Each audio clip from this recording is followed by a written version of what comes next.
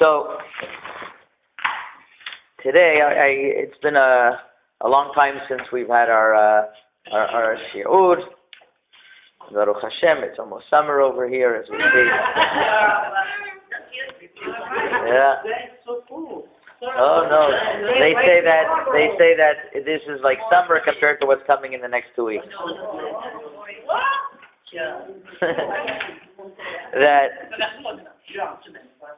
So.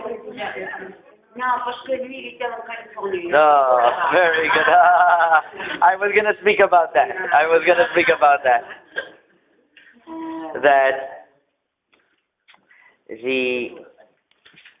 I first want to speak about the topic today, about the topic of Shira. Shira, songs. We learned 2 weeks ago that when Bnei Israel went through the Midbar, so when they saw what happened, they sang to Hashem up on their way until receiving the Torah. And once they received the Torah,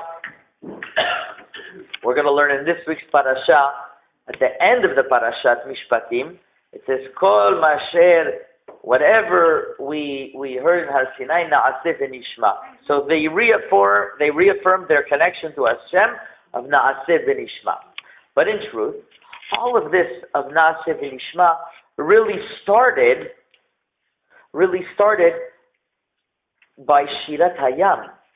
When they saw in the splitting of the sea, all of Bnei Israel went through and saw the unbelievable miracles that happened. Already then they were strengthened. Now I have a couple of questions I want to understand regarding the Shirat Hayam, and we're going to see how it's relevant to us. We have many times in our life where we feel, I don't know about you, but I sometimes feel such a gratitude to Hashem, such a simha, such a happiness, such a thankfulness to Hashem, that we just want to express our great thanks. So that we just want to express our great thanks, and we want to say thank you to Hashem.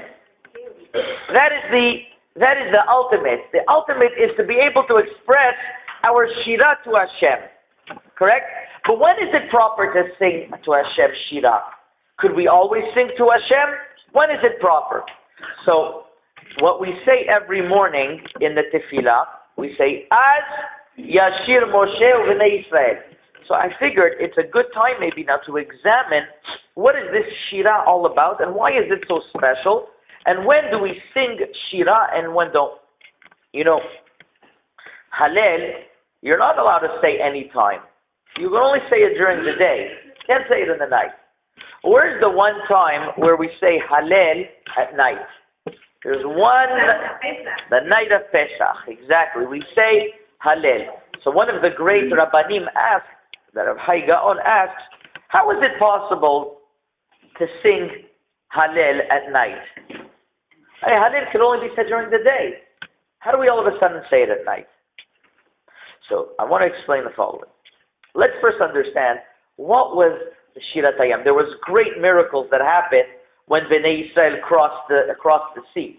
There was great miracles that happened. You know, they say, this is a beautiful thought. They say that to bring the proper shidduch between husband and wife, kasher zivugan shel Israel kekriyat yam suf. It's difficult as the crossing of the sea. It's as difficult as the crossing of the sea. Now the question is, why is it so difficult? Hashem could do everything. Not only that, Hashem told the sea that you have to split. Hashem told the sea that you have to split before he created the sea. So why was it such a miracle? The sea just listened to his instructions. Hashem was able to do so many miracles. This was so difficult? The answer is like this. The sea, the Yam, told Hashem, I'm willing to split, but only for Bnei Israel. But this is not Bnei Israel. They went so down to all the levels of Tum'ah. This is not the real Bnei Israel. They are not at the level. They're not at the proper level. So when Bnei Israel heard that the sea wasn't willing to split for them, so right away they did teshuvah, and they reached very high levels then, and they threw themselves into the sea. They say, Moshe Rabbeinu said, it's not the time for prayer. Go. In other words, right now we want to see that you advance levels in your emunah, in your bitachon. When they showed that they were capable of properly rising levels and being able to be Bnei Israel, then the sea said, oh, I recognize them. I'm able to split for them. That was the greatness of the miracle. The Bnei Israel were able to achieve the high level, and the sea was able to see that, and they split. So too, when the Chatan and the Kala meet each other, the miracle is not that only that they meet each other, but that they are on the same spiritual level to be able to meet each other. Sometimes a man meets a lady, and they meet each other, and only 10, 15 years later they get married. Well, how could that be? Sometimes it wasn't the right time because the boy or the girl, or both, weren't on the right spiritual level to be considered that they were the zivug. Of course they were the zivug, but they weren't at that spiritual level yet. You know, there was once a Rav under the chuppah that the Chatan, as he was putting the ring, he got nervous and he dropped it. He dropped the ring. So he was like all nervous. You know, people saying, look, what's happening? Simanto. The Rav said, it says you get married b'sha'ato tova u'mutzlachat, in the right time. 3 seconds ago wasn't the right time. It must be that right now is the right time. Because sometimes the right time is that the spiritual level of the boy or the girl, they had to achieve a level. So, this is the zivug. Now they recognize each other from the time where they were destined to be. From in their mother wounds, they were destined to be, and that's when they get married. That is why it's also such a great miracle. It's compared to Kriyat Yam Suf, because just like by Kriyat Yam Suf, the sea wasn't willing to split because Bnei Israel wasn't on that level yet. They got to a certain level. Now I'm willing to split. That was the miracle. So too, when a husband and wife meet each other, they're at that level. Then they meet each other. That's the great miracle. Now, that's a beautiful thought that I heard. Now I want to understand why is the splitting of the sea? Why was it such a monumental event? So Rashi says like this. Az Yashir Moshe. What is Az Yashir Moshe?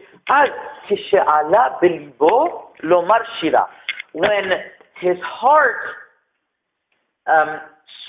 when it surfaced in his heart to say Shira. When his heart was filled with Shira, then it overflowed and it said Shira. The Maharal explains, why does Rashi have to tell us this?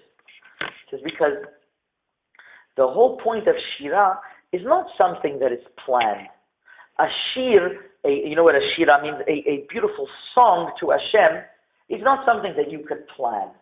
It's something that happens automatically when a person recognizes the unbelievable greatness of Hashem.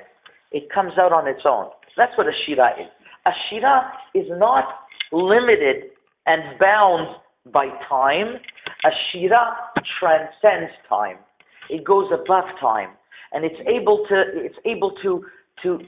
transcend the heavens, and it's able to go into places that a regular level of a person is never able to get to. If you notice in the Sefer Torah, the Shira is written with spaces in it. As Yashir Moshe, you see it, there are spaces in it. One great Rav once mentioned that the concept behind it is that there are certain things that are even difficult to express in words. It's emotions. That's the spaces. The emotions that are in there, they're so difficult sometimes just to express in words. The great, unbelievable gratitude and wonder and awesomeness that you see in Hashem, you can't even express it in words. That was what happened in Kriyat Yam Suf. Now why? What happened so special? Okay, so they crossed the sea and they were able to go through. They also saw the Makot. Why was this so much different than the Makot? Oh, sorry. Oh, so Egyptians were by, yeah, okay. But still, okay, but so there was a lot of miracles that they saw. They saw that their firstborns died. They saw Dam Sfardea, they saw all the Makot. What was special in Kriyat Yam Suf? So the Maharal tells us, in order to know what the secret of Kriyat Yam Suf was, you have to look at the first word. What's the first word? Az. Aleph, Zayin. What does that represent? Zayin, let's start with the Zayin. Zayin always represents, it's number 7, always represents the number of scattering. Like it says in the Tochecha, when Hashem gives us rebuke, it says, they will scatter themselves in 7 different ways. It's a lot. When you say 7, the Torah uses it as a language of scattering. Az was that the Aleph, Hashem, gathered all the scattered pieces, all the loose pieces, and he put them together.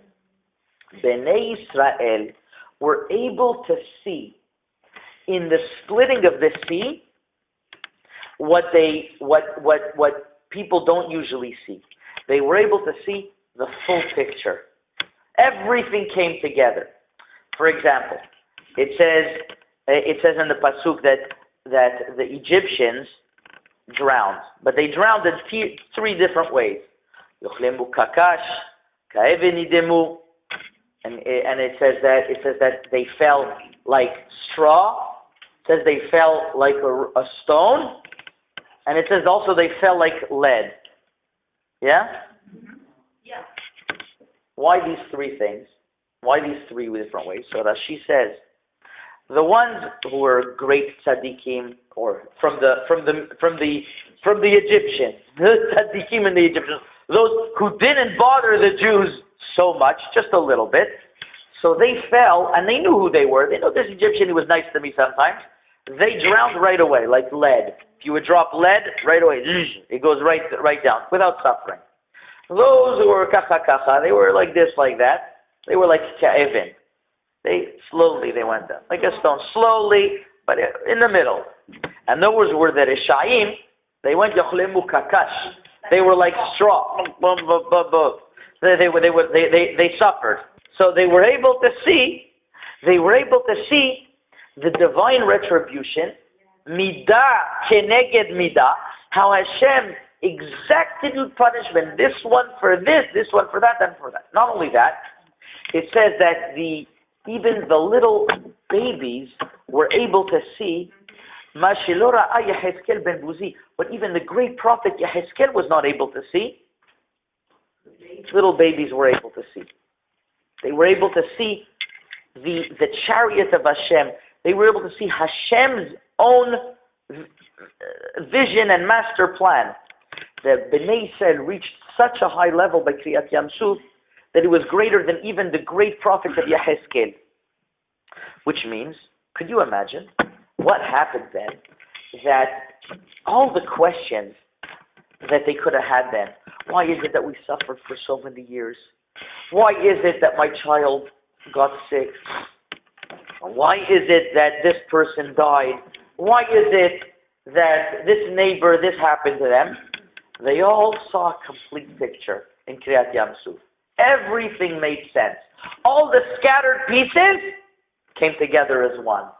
They saw that there is a master plan. And when a person is able to see a master plan, he doesn't have any more doubts in his heart. There's an expression in Hebrew, En simcha ki hatarat hasfekot. There is no happiness like resolving all doubts. When a person has doubts in his heart, and then he understands, oh, it makes sense now. Now I understand why this happened. Now I understand why that happened. And everything comes together like a picture and a puzzle, and it makes sense. You become so happy, and your heart is so overflowing with happiness, you just want to thank Hashem. So you mean at that moment, at the splitting of the Sea of Greece, they were able to understand Hashem's wisdom? They were able to understand the master plan, how everything came together. Now, what does this mean? What does this mean? That when they understood so many answers to their questions, they just got so much happiness automatically. It was automatic that they sang. This is why on the night of Pesach, we sing the Hallel even at night.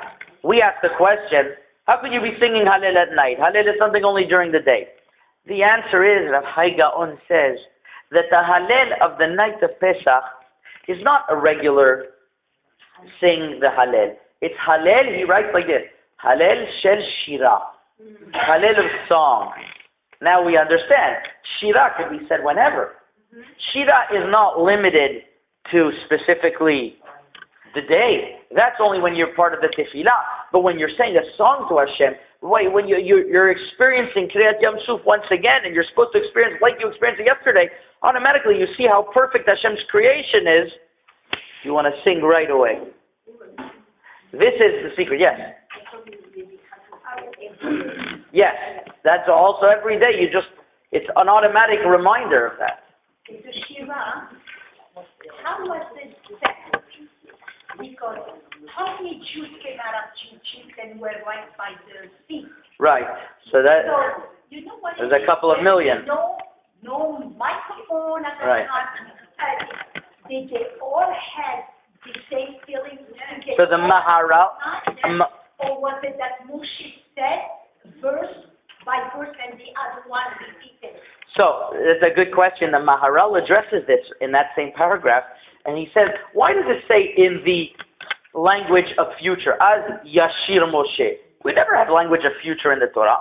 The answer is because all of Bnei Israel at the same time had the same feelings as Moshe. Moshe didn't coerce them and convince them to sing to Hashem. Everybody on their own realized, and it all came out in unison. And then the ladies, yes, even the babies inside were saying Shira. And what happened was that even the ladies, they got together and Vatikach Miriam Nevi'ah, and they also sang. So it was a tremendous display of recognizing the oneness of Hashem, which is why this led to Kabbalat Torah in this week's parasha when we're going to read that Bnei Israel accepted the Torah in full, Naaseh v'Nishma. The prelude to that was being able to listen to the Shira and being able to listen to the unbelievable miracles that they witnessed. They were ready then to say, we're first going to do, and then Nishma, then we're going to listen, because we saw the master plan of Hashem. We know that everything has a reason. And we know that somebody is holding our hand. We know that Hashem is holding our hand. So we have no problem in doing first, and then Hashem will tell us. That was the beauty. Now, I want to tell you that this is, yes. So actually, that was by itself a miracle that all the Jews had the same wording because they were overwhelmed, and it was a poetry, a song to God. I don't know if that itself is called a miracle. Maybe they all together started singing, and in there it doesn't say in the Maharal whether Moshe started saying the words or not. What it does say is that everybody had the same feeling of wanting to sing. How the words came about, I don't know. Another question you just said about Naaseh v'Nishma. We will hear, we will do, and then I thought that was accepted by the Jews until Purim. Oh, the final thing, your very good question. There was a realm of Naaseh v'Nishma that was at Har Sinai, but then the Torah, the oral law, and the oral law was on Purim, that they re-accepted the oral law. They accepted it then also, but they re-accepted the oral law on Purim. That's what the Midrash writes. Now, this is a lesson that I feel that we could all really take home with us, because many times in our life we are able to experience how Hashem is holding our hands, and something happened for a reason. We don't always understand why, whether it's something monumental or it's something very trivial, but sometimes we see, hey, things make sense. There's a picture to this puzzle that just fits in perfectly. You know, I 2 weeks ago I went for Shabbat to Los Angeles because I have a class that I keep on giving over there through the Skype, and And I went to give a final class because they really passed their course after 4 years, and it was a big simcha. I had a Shabbaton there as well. On my way back, I was supposed to catch a red eye Sunday night, coming back to Toronto. Monday morning, I get Sunday night, all through the night, 5:45 a.m. at land. I get onto the next plane that was in Chicago, and I get because I had a stopover. So I'm in Chicago to get to Toronto to be here for 9:30, so I could start my regular day. I get on the plane. They tell me I was coming from weather that was 70, 80 degrees. And they get in, they say in Chicago, it's minus 50 now. Minus 50. They never had this before. All the de-icers that de-iced the planes were all shut down. So here I am, I'm on the plane, ready to take off. I'm sleeping actually, I was waiting for it to take off. And they say, on the loudspeaker, people, mesdames et messieurs, however they say it, we're sorry to inform you that the planes are not taking off today. Everything is frozen. I said, what am I going to do? I said, Chicago. I said, what do I have? I have a whole family waiting for me over here. I was already gone since Thursday night. I don't know what to do. When I was a Bahur 20 years ago, I learned in a yeshiva in Chicago, the Telz Yeshiva. That's where I learned in yeshiva.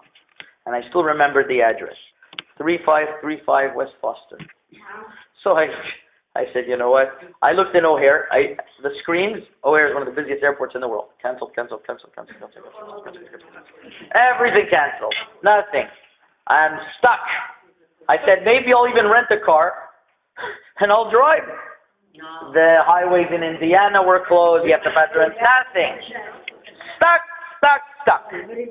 Very bad. So I got to the yeshiva in Chicago, and I walk in, and you have to realize, I saw the yeshiva didn't change at all from 20 years ago. And I was coming from an airport, and I was in airports already on Thursday and on Sunday, and what do I see at the airport? This is my experience at the airport. I see 99% of the people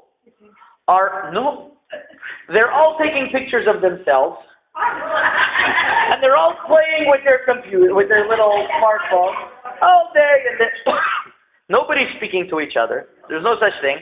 Everybody's selfie and this and selfie that, and they're all in their own world, all disconnected from anything, like zombies. I'm the only one that I don't play all day.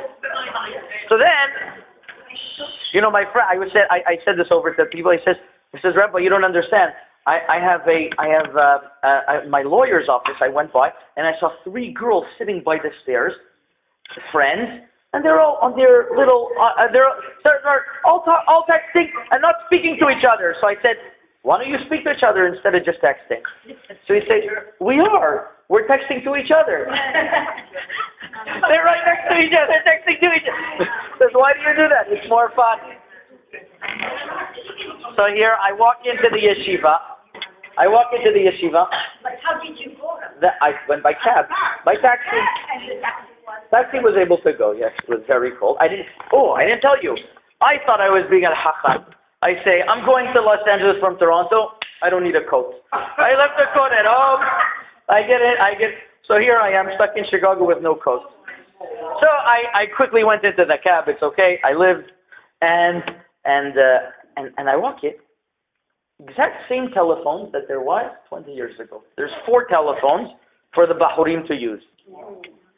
That's it. If you have to look up a phone number, there's something called a telephone book. You ever heard of it? Yeah. I don't know. There's something called, they have telephone books, and they have and you would tell yourself, these people, they didn't change. But I saw it was such a healthy atmosphere that people, just the same, learning in such a healthy atmosphere, the Bahurim learning and speaking to each other, and they sleep well, and they eat well, and they learn well. It was so different for me seeing that and walking into this. I stayed there for 2 days. And Baruch, I was going to stay for 3 days, but I was able to find a flight early B'mazal, one person canceled. I was able to find for Tuesday, and I was able to be back there Tuesday night. But it was an experience because I was able to connect with different rabbanim that I haven't seen for 20 years. I was able to learn in yeshiva. My wife said, if you're there stuck already, enjoy yourself. So what better place in the world would have there to be stuck than in my old yeshiva that I was able to feel comfortable in? I heard Rabbi Shlomo Amar was also in Chicago. I didn't know. I would have went over there and also had even more of a fun time. What can you do? I only found out afterwards. Right, and he got stuck in Chicago. And he got stuck. He was stuck, and it was canceled. So this is a story just that I see that Hashem was running the world. Hashem wanted me to be.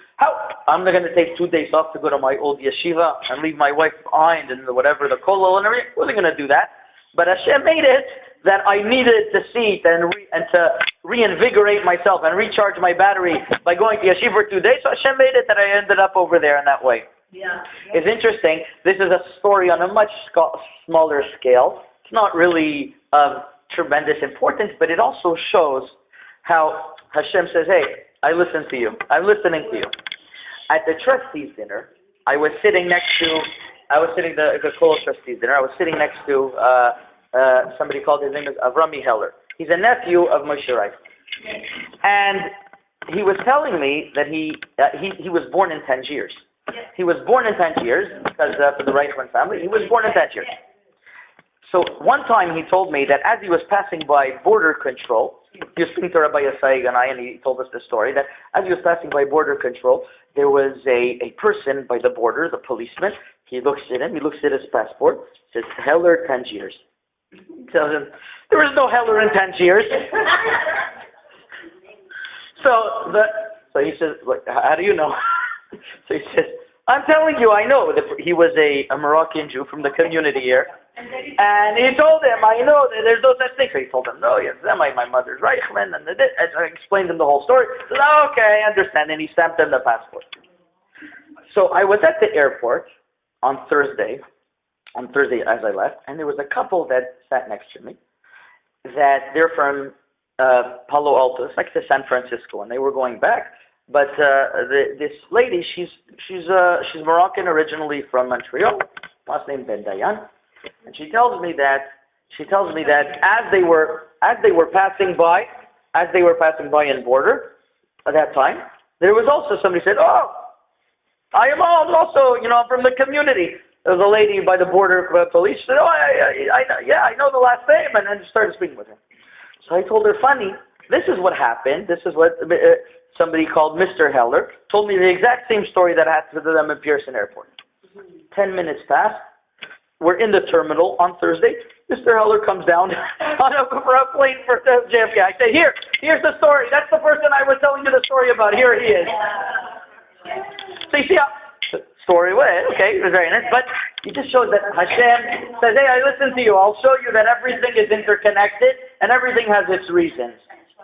My Rav would say that if a person wants to grow in emunah and bitachon, if a person wants to grow in belief and trusting Hashem, he should always carry with him a notebook. And in his notebook, he should write, or have with him a notebook at home, and always write of the different stories that happened to him in his life, because you forget them. I'm going to forget this in, half a year, unless you remind me. And there's so many stories that happen that if you would look at your notebook after 10, 15, 20 years, say, well, Hashem has been holding my hand. So Bnei Yisrael were able to see this in one shot. They were able to see the whole Kirat Yam Suf happening in one shot. But sometimes we're able to experience that on our level. We just have to tap into it. And when we tap into it, then we properly understand how Hashem is running the world and what is Hashem, what is his purpose. This is one of the messages of Tu B'Shvat that we just celebrated. In Tu B'Shvat, we were able to look at every single fruit and say, Ribono Shel Olam, Hashem, look at these beautiful, we have over here, we have melon and watermelon and pineapple. Hashem could have made all of these things brown and black and old and slimy and tastes good. But he didn't do that. Hashem made everything with a different color, with a beautiful color that's pleasing to the eye. And on things that need protections like oranges, they're smushy, so he made a thicker peel. Apples that don't need as much protection, he made a thinner peel so you can eat it. And he didn't make the peel look all dark and he made it beautiful colors, things that are pleasant to the eye. That way people should be able to eat them. And he gives the name too. And the names all have their meanings. All have their meanings. And everything has so much wisdom in it. You just have to think about it a little bit. So by Tu B'Shvat, where we have all of these different fruits that coming from all over, wow! Like, who created all of this? Where did this all come from? And automatically comes into our heart, Shira. We just want to sing to Hashem and thank Hashem and make all the brachot and thank Hashem for this whole world that He gave us. So, B'ez Hashem, this is our lesson. For the next 2 weeks until our next shiur, we have our homework, and our homework should be that we look in our life all the different things that happen to us, and if we really, really want to internalize this lesson, we take a notebook and we write whatever happened to us, then we'll see that we'll reach different heights in our emunah and bitachon. Hazak u'baruch.